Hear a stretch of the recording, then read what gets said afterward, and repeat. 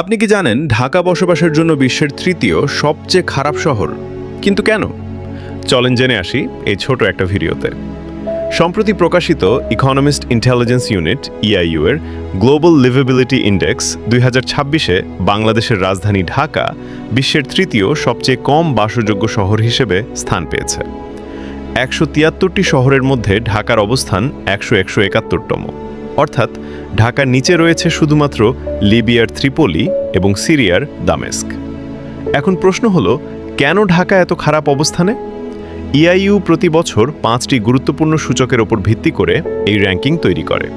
এগুলো হলো, প্রথমত নিরাপত্তা স্টেবিলিটি, দ্বিতীয়ত স্বাস্থ্যসেবা হেলথ কেয়ার, তৃতীয়ত সংস্কৃতি ও পরিবেশ কালচার এবং এনভায়রনমেন্ট, চতুর্থত শিক্ষা এডুকেশন এবং পঞ্চমত অবকাঠামো ইনফ্রাস্ট্রাকচার। ঢাকার সবচেয়ে দুর্বল দিক হিসেবে উঠে এসেছে অবকাঠামো।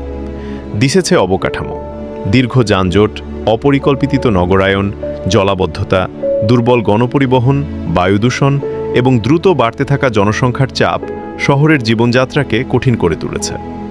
এছাড়া স্বাস্থ্যসেবা ও নগর ব্যবস্থাপনাতেও এখনও বড় ধরনের উন্নতির প্রয়োজন রয়েছে।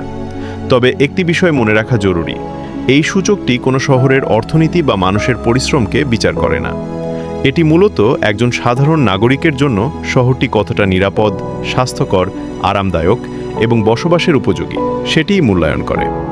বিশেষজ্ঞদের মতে পরিকল্পিত নগর উন্নয়ন, উন্নত গণপরিবহন, দূষণ নিয়ন্ত্রণ, স্বাস্থ্যসেবার মান বৃদ্ধি এবং কার্যকর অবকাঠামো নির্মাণের মাধ্যমে ভবিষ্যতে ঢাকার অবস্থান অনেকটাই উন্নত করা সম্ভব।